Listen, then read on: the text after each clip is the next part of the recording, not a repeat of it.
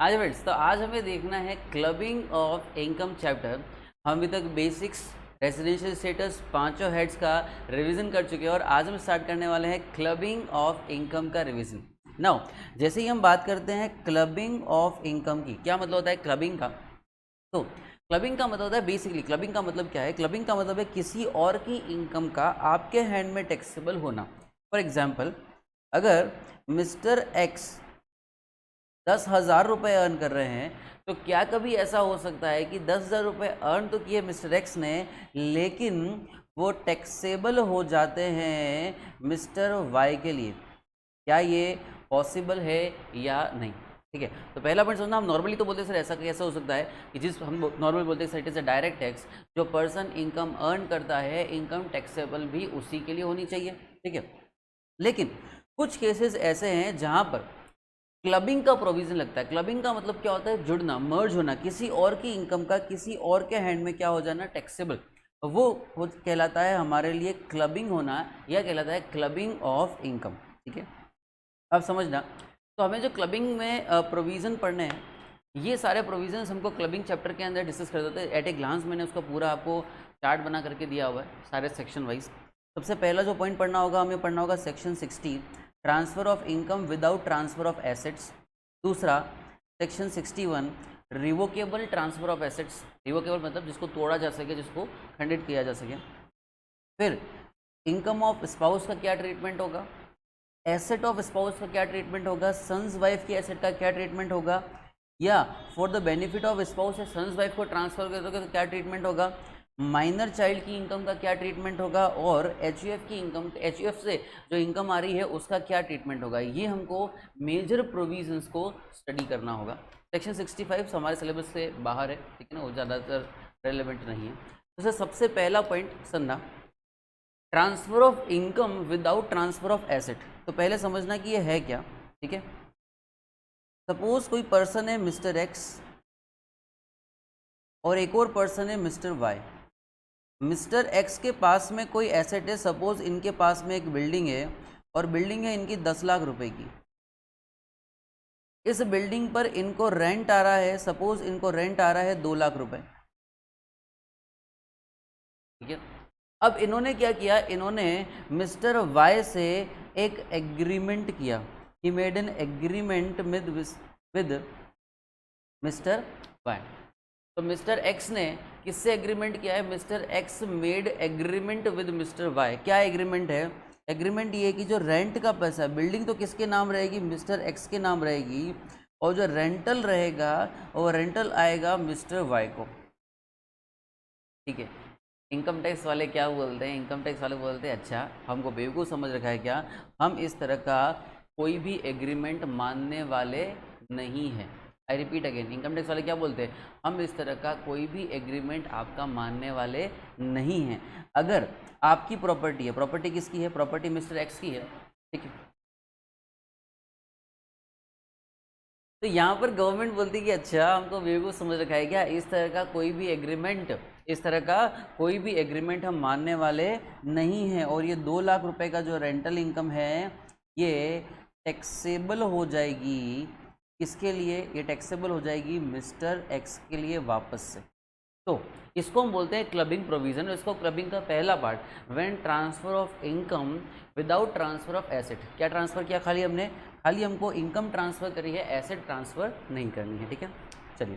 तो this section is applicable if the following conditions are satisfied. अब ध्यान से सुना, क्या कंडीशन है? The tax payer owns the assets. Tax payer के पास में एक एसेट है, तो ownership of asset is not transferred by him. वो एसेट की ओनरशिप ट्रांसफर नहीं करता है। The income from asset is transfer to any person under a settlement, trust, covenant, agreement और अरेंजमेंट। किसी एग्रीमेंट, सेटलमेंट या ट्रस्ट का कोई एग्रीमेंट है, उसकी वजह से आपने इनकम ट्रांसफर करी है। द अबोव ट्रांसफर में be affected at any time. कभी भी ट्रांसफर किया हो, लेकिन आपने क्या ट्रांसफ़र नहीं किया? सर आपने ओनरशिप ट्रांसफ़र नहीं किया। क्या ट्रांसफ़र नहीं किया? सर आपने ओनरशिप ट्रांसफ़र नहीं किया। और अगर आप ओनरशिप ट्रांसफ़र नहीं करते हो तो ये वाला प्रोविज़न आपके ऊपर एप्लीकेबल हो जाएगा और क्लबिंग प्रोविज़न एप्लीकेबल होगा। If the above condition are satisfied then the income of asset will be taxable in the hands of transferor. जिस पर्सन ने एसेट को ट्रांसफ़र किया है उसी के हैंड में ये टैक्सेबल होगी। तो ये हमारा पहला पॉइंट हो गया। हो गया transfer of income without transfer of assets. ठीक है, चलिए सेकेंड पॉइंट, सेकेंड होता है रिवोकेबल ट्रांसफर। अब आप बचने के लिए क्या करते हो, आप रिवोकेबल ट्रांसफर करते हो। रिवोकेबल का मतलब क्या होता है, रिवोकेबल का मतलब होता है वो एग्रीमेंट जिसको तोड़ा जा सके, जिसको मोड़ा जा सके, जिसको हटाया जा सके, उसको बोलते हैं रिवोकेबल। रिवोक मतलब तोड़ना। ठीक है ना, तो देखना यहाँ क्या हो रहा है, there is a transfer of assets. सबसे पहला पॉइंट, हम यहाँ पर भी क्या कर रहे हैं, एसेट को ट्रांसफर कर रहे हैं, लेकिन वो ट्रांसफर कौन सा है, वो ट्रांसफर है रिवोकेबल। रिवोकेबल का मतलब क्या होता है, रिवोकेबल का मतलब है जिस एग्रीमेंट को तोड़ा जा सके, रिवोक किया जा सके। जैसे आपने किसी को ट्रांसफर कर दी प्रॉपर्टी, आपने बोला कि मिस्टर एक्स ये लो मेरी प्रॉपर्टी, लेकिन क्या कर रहा हूँ मैं, बोलता हूँ कि इस प्रॉपर्टी को मैं वापस से लेने का राइट भी रखता हूँ। मैंने प्रॉपर्टी को ट्रांसफर कर तो दिया, लेकिन उसको वापस से लेने का भी राइट रखा। अगर मैं इस तरह का राइट रखता हूँ तो इसको भी सरकार बोलती है कि नहीं नहीं, यहाँ भी क्लबिंग का प्रोविजन एप्लीकेबल होगा, और एसेट किसके लिए टैक्सेबल होगी, ट्रांसफर के लिए। ठीक ना, transfer includes any settlement, trust, covenant, agreement और arrangement if above condition satisfy, the income from such asset will be taxable in the hands of transferor. जो ट्रांसफर होगा उसके हैंड में ये इनकम टैक्सेबल होगी। ठीक है, जो देने वाला है उसके हैंड में ही प्रॉपर्टी टैक्सेबल होगी। अब रिवोकेबल का मतलब क्या होता है, a transfer is revocable if it contains any provision to retransfer. मैंने प्रॉपर्टी ट्रांसफर कर दी, मैंने प्रॉपर्टी बोला, मैंने बोला कि मिस्टर एक्स कोई पर्सन है, मिस्टर वाई को प्रॉपर्टी ट्रांसफर कर रहे हैं, लेकिन उस प्रॉपर्टी को वापस से लेने का राइट रखते हैं। क्या राइट रखते हैं, वापस से लेने का राइट रखते हैं, वो री एक्वायर का राइट रखते हैं या री एक्विजिशन का राइट रखते हैं। इसको हम बोलते हैं revocable transfer. It contains any provision for retransfer for the whole or part of the income or assets to the transfer। इस पर भी आपका सेम प्रोविजन एप्लीकेबल होगा। ठीक है, अगला, ये कब एप्लीकेबल नहीं होगा, रिवोकेबल कब नहीं माना जाएगा, where the transfer is not revocable during the life time of transfer. हम ऐसा बोलते हैं कि मैं आप ट्रांसफर कर तो देते हो, आप प्रॉपर्टी देने का राइट तो रखते हो, लेकिन ड्यूरिंग लाइफ टाइम नहीं है। जब उस पर्सन की डेथ हो जाएगी उसके बाद रिवोकेशन का राइट है। Second, where the transfer is not revocable for a period exceeding 6 years if transfer was made before 1st April 61. The exceptions are allowed only if the transfer does not derive any direct or indirect benefit from income of the transferred assets. हाँ जी, तो इस case में ये वाला provision आपका applicable होगा। तो 6 साल से पहले वाला प्रोविज़न है और एक है हमारा लाइफ टाइम। यहाँ 2 जगह एक्सेप्शंस है, बाकी हर जगह आपका रिवोकेबल वाला प्रोविजन एप्लीकेबल होगा। तो 2 पॉइंट पढ़ लिए, पहला कौन सा पढ़ लिया, अगर आप एसेट ट्रांसफर करते हो, सॉरी अगर आप खाली एसेट तो अपने पास रखते हो लेकिन खाली इनकम ट्रांसफर करते हो तो रीटैक्सेबिलिटी। सेकंड, आप एसेट ट्रांसफर करते हो लेकिन रिवोकेबल ट्रांसफर करते हो तो भी रीटैक्सेबिलिटी। तीसरा when an individual is assessable in respect of income from assets transfer to spouse. Asset किसको ट्रांसफर करिए, एसेट आपने अपनी स्पाउस को, आपने अपनी वाइफ को ट्रांसफर करिए। क्या कंडीशन सेटिस्फाइड होनी चाहिए, टैक्स पेयर एक इंडिविजुअल होना चाहिए obviously, property other than house property होनी चाहिए, क्योंकि हाउस प्रॉपर्टी का प्रोविजन कहाँ पर है, हमने सेक्शन 22 से लेकर के 28 जो प्रोविजन थे हाउस प्रॉपर्टी, वहाँ इसका प्रोविजन वैसे ही पढ़ लिया। तो हाउस प्रॉपर्टी के अलावा वाली एसेट यहाँ कवर हो रही है। The asset is transfer to spouse, asset किसको ट्रांसफर हो रही है, स्पाउस को। द ट्रांसफर में भी डायरेक्ट और इनडायरेक्ट, ट्रांसफर हो सकता है या तो डायरेक्ट हो या इनडायरेक्ट हो। If above conditions are satisfied then income from such asset shall be deemed to be income of tax payer who has transferred the asset. जिसने एसेट ट्रांसफर करी है उसी के लिए वो क्या बन जाएगी, एसेट, जिसने ट्रांसफर करी है उसी के लिए वो इनकम बन जाएगी। ठीक है, तो सिंपल, अगर मिस्टर एक्स ने मिसेस एक्स को कोई प्रॉपर्टी ट्रांसफर करी विदाउट एडिक्वेट कंसिडरेशन होना चाहिए, ठीक है, तो इनकम किसकी होगी, मिस्टर एक्स की, मिसेस एक्स की, लेकिन टैक्सेबल किसके लिए हो जाएगी, टैक्सेबल हो जाएगी वो हस्बैंड के लिए, मतलब मिस्टर एक्स के लिए वो टैक्सेबल हो जाएगी। अगर हस्बैंड वाइफ को दे, वाइफ हस्बैंड को दे, दोनों एप्लीकेबल है। ठीक है, हाँ, लेकिन मान लो दोनों में डाइवोर्स हो जाता है, दोनों अलग अलग हो जाते हैं, तो क्या क्लबिंग का प्रोविजन एप्लीकेबल होगा, नहीं सर। ठीक है, if transfer is made under agreement to live apart, नहीं होगा। सेकंड, अगर ट्रांसफ़र हुआ है बिफोर मैरिज तो एप्लीकेबल नहीं होगा। अगर ट्रांसफ़र हुआ है एडिक्वेट कंसिडरेशन से तो भी नहीं होगा। मतलब कि ये प्रोविज़न कभी एप्लीकेबल है जब इन एडिक्वेट कंसिडरेशन होगा, एडिक्वेट में ये एप्लीकेबल नहीं है। कुछ इंपॉर्टेंट पॉइंट ध्यान रखना। पहला, the relationship of husband and wife should exist at the time of transfer of asset, उस टाइम होना चाहिए। At the time when income is accrued होना चाहिए। नेचुरल लव एंड अफेक्शन को गुड कंसिडरेशन माना जाता है, लेकिन वो गुड कंसिडरेशन यहाँ पर नहीं है, वो एडिक्वेट कंसिडरेशन नहीं है, वो मनी एसेट वगैरह ही ट्रांसफ़र होनी चाहिए, तभी ये प्रोविज़न एप्लीकेबल होगा, बाकी एप्लीकेबल नहीं होगा। ठीक है, तो सिंपल लैंग्वेज में अगर हस्बैंड ने वाइफ को प्रॉपर्टी ट्रांसफ़र करी या वाइफ ने हस्बैंड को करी है और एडिक्वेट कंसिडरेशन नहीं है, तो जिसकी प्रॉपर्टी थी उसी के लिए टैक्सेबल हो जाएगा। The same provision is applicable when asset transferred to spouse and invested in the business. मतलब समझना क्या हो रहा है, मिस्टर एक्स ने प्रॉपर्टी ट्रांसफर करी किसको, मिसेस एक्स को, तो टैक्सेबिलिटी आ ही रही है। अब हो क्या रहा है, मिस्टर एक्स ने प्रॉपर्टी ट्रांसफर करी है, XYZ कोई फर्म है उसमें, ठीक है। अब इसमें मिसेस एक्स का होल्डिंग है सपोज 20%, तो भी वापस से क्या आ जाएगी, रीटैक्सेबिलिटी आ जाएगी। अब इसका तीसरा पॉइंट समझना, वो बहुत जोरदार है, ठीक है ना। मान लो मिस्टर एक्स ने कुछ अमाउंट गिफ्ट किया मिसेस एक्स को, ठीक है, और मिसेस एक्स ने क्या किया, बिजनेस स्टार्ट किया, ठीक है। कितना गिफ्ट किया, कुछ उसकी ओन कैपिटल है सपोज 5 लाख रुपए, और कुछ गिफ्ट का अमाउंट है मान लो 5 लाख रुपए, तो 5 लाख रुपए उसकी खुद की कैपिटल है, 5 लाख रुपए का क्या हो गया, उसका गिफ्ट हो गया। टोटल कैपिटल कितनी हो गई, टोटल कैपिटल हो गई उसकी 10 लाख रुपए। टोटल कैपिटल कितनी होगी, टोटल कैपिटल होगी उसकी 10 लाख रुपए। अब क्वेश्चन ये है कि अगर ये 10 लाख रुपए का अमाउंट है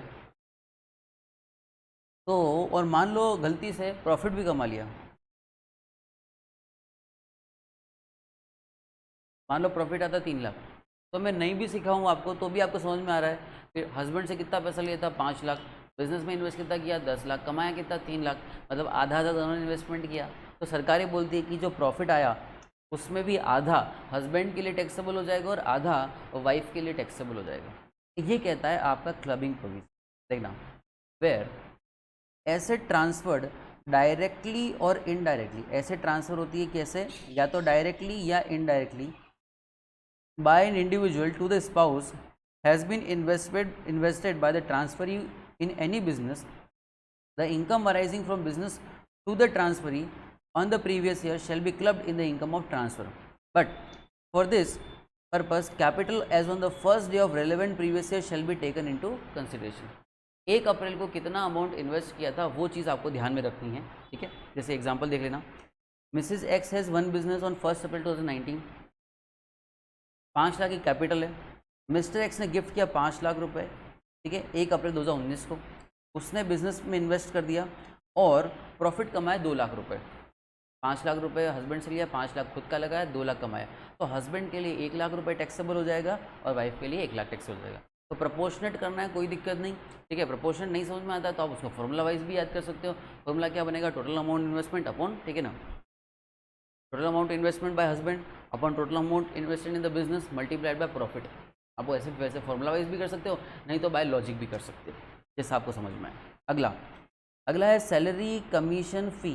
देना क्या लिखा है, salary commission fee etcetera from a concern in which spouse has substantial interest, जो मैं आपको अभी इससे पहले वाले पॉइंट में समझा रहा था।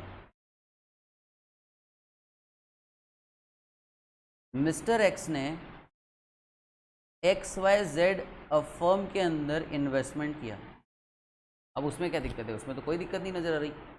दिक्कत नज़र आती है, कब नज़र आई, हमने देखा कि यार इस XYZ जो फर्म है इसमें मिसिज एक्स का भी कुछ अमाउंट है, इसमें मिसिज एक्स का भी कुछ अमाउंट है। बोला कितना अमाउंट है? इसमें मिसिज एक्स का जो इन्वेस्टमेंट है वो है 50%। ओ, और इसने इन्वेस्टमेंट कितना किया? 5 लाख। तो देखो, ठीक है, अब इससे मिसिज एक्स को क्या मिलती है? मिसिज एक्स को मान लो इसमें सैलरी मिलती है या कमीशन मिलता है, तो भी ये इनकम किसके लिए टैक्सेबल हो जाएगी? मिस्टर एक्स के लिए। ठीक है, अब एक और सुनना, मान लो मिस्टर एक्स XYZ फर्म में पार्टनर है, खुद ही पार्टनर है, ठीक है, और एक और पर्सन है, कौन? Mrs x. ठीक है, अब यहाँ क्या होता है,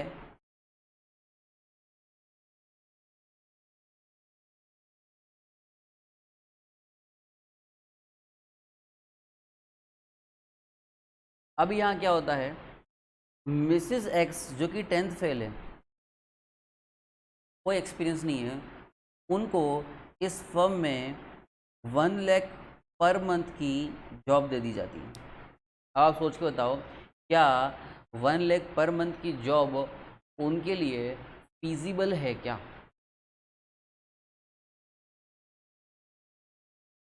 वन लाख पर मंथ की जॉब उनके लिए फिजिबल है क्या? Without any experience, without any degree diploma, कुछ भी नहीं है। तो ये क्या होगा, ये 1 लाख रुपए जो सैलरी दी, ये किसके हैंड में जुड़ जाएगी? मिस्टर एक्स में। ये सैलरी मिसेज एक्स को क्यों मिली? क्योंकि मिस्टर एक्स इस फर्म में क्या है? पार्टनर है। ये वाला पॉइंट यहाँ लिखा हुआ है, if any person is getting salary, commission, fee or any other remuneration within whether cash in kind, या तो कैश मिले या काइंड में मिले, from a concern in which his or her spouse है सब्सटेंशियल इंटरेस्ट। मिस्टर एक्स वहाँ पर partner थे, इस वजह से मिसेज एक्स को अमाउंट मिल रहा है। अच्छा, and further salary etcetera is being received without any technical और प्रोफेशनल क्वालिफिकेशन, और कोई क्वालिफिकेशन ही नहीं है सर। अच्छा, मान लो वो CS होती है, इंजीनियर होती है, इसी तरह का डिप्लोमा कर रखा होता है और फिर मिल रही होती है, तो समझ में भी आता। अब वैसे कोई डिग्री डिप्लोमा नहीं है। In such case salary etcetera so received shall be clubbed in the income of spouse having substantial interest। जहाँ भी जिसका भी सब्सटेंशियल इंटरेस्ट होगा उसके लिए वो टैक्सेबल हो जाएगी। क्लियर है? अगला पॉइंट काफ़ी अच्छा है, 3D, वो है क्रॉस ट्रांसफ़र। ठीक है, मैं आपको समझाता हूँ क्रॉस ट्रांसफ़र क्या होता है। Mister X, Mrs X, mister Y, Mrs Y. अगर मिस्टर एक्स मिसेज एक्स को दे दो retaxability, mister Y Mrs Y को दे दो रीटैक्सेबिलिटी। इन्होंने क्या किया, इन्होंने आपस में चेंज कर लिया। क्या बोला कि मिस्टर एक्स एसेट ट्रांसफर किसको कर रहा है? मिसेज वाई को। और मिस्टर वाई किसको कर रहा है? मिसेज एक्स को। सरकार क्या बोलती है? सरकार इसको बोलती है क्रॉस ट्रांसफ़र, और इस तरह का जो क्रॉस ट्रांसफ़र है वो भी आपको अलाउड नहीं होगा। Such a cross transfer is also disallowed, ये भी आपको अलाउड। ठीक है, तो एक्स ने इसको दिया, ठीक है, तो इसको भी जितना इनकम ये अर्न करेगी वापस से मिस्टर वाई के लिए हो जाएगा, और जितना इनकम मिसेज एक्स का अर्न करेगी वो वापस से मिस्टर एक्स के लिए ही हो जाएगा। अपने अपने हस्बैंड के लिए वापस से क्या आ जाएगी? रीटैक्सेबिलिटी। इसको बोलते हैं क्रॉस ट्रांसफर। नॉर्मल प्रोविजन है, what you can not do directly you can not do indirectly. जो आप सीधे तरीके से नहीं कर सकते भैया, उसको उल्टे तरीके से भी नहीं करना है। ठीक है, चलिए अगला देखिएगा, transfer of assets to son's wife. किसको दिया है? सन्स वाइफ को। देखना, if any person has transferred the asset to the son's wife, in this case clubbing provision shall apply in the similar manner as the case of transfer of assets to the spouse. ठीक है, जैसे mister x Mrs Y को दे रहे थे, उसी तरह से अगर मिस्टर एक्स ने property without adequate consideration Mrs x junior, junior कौन हो गए? बेटे की पत्नी को ट्रांसफ़र करी है, तो भी वहाँ पर क्लबिंग प्रोविजन एप्लीकेबल हो जाएगा। ठीक है, next, transfer of assets to any other person, इसके अलावा किसी को दिया है, transfer for the benefit of a spouse या transfer for the benefit of son's wife. तो हम हमेशा एक प्रोविजन बोलते हैं कि अगर आप डायरेक्टली ट्रांसफर करो तो भी रीटैक्सेबिलिटी है, आप इनडायरेक्ट ट्रांसफर करोगे तो भी उसके ऊपर क्या आएगी, रीटैक्सेबिलिटी का प्रोविजन एप्लीकेबल होगा। ठीक है,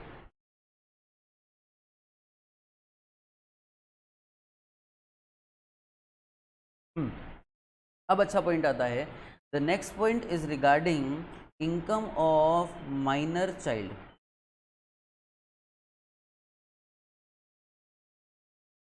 इसके बारे में प्रोविजन है, this provision is regarding minor child. अब समझना, if any income accrue or arise to minor child, such income shall be clubbed in the income of mother or father whosoever has higher income before taking into consideration. मतलब अगर कोई minor बच्चा है, 18 साल से कम की एज का है, वो कोई इनकम अर्न कर रहा है, पहली बात वो इनकम अर्न कर रहा है, बोलो ओके, बिना किसी स्किल टैलेंट के अर्न कर रहा है, बोलो ठीक है, जैसे इंटरेस्ट हो गया, गिफ्ट हो गया, तो हम बोलते हैं कि इनकम जाएगी पेरेंट्स के हैंड में। अब पेरेंट्स में भी तो दो ससी है, मदर और फादर दोनों हैं, तो मदर या फादर में से जिसकी इनकम ज़्यादा होगी उसके हैंड में टैक्सेबल होगा। एक बार जिसके हैंड में टैक्सेबल होगी उसके हैंड में हमेशा रहेगा फिर। ओके, अगर marriage of mother father doesn't exist, marriage अभी है, बची नहीं है, दोनों का डिवोर्स वगैरह हो गया, in that case income shall be clubbed in the income of mother or father whose maintains the minor child. जो माइनर चाइल्ड को मेंटेन कर रहा है उसके हैंड में टैक्सेबल होगी। Minor child for this purpose shall include even an adopted child, वो भी आएगा, स्टेप चाइल्ड, वो भी आएगा।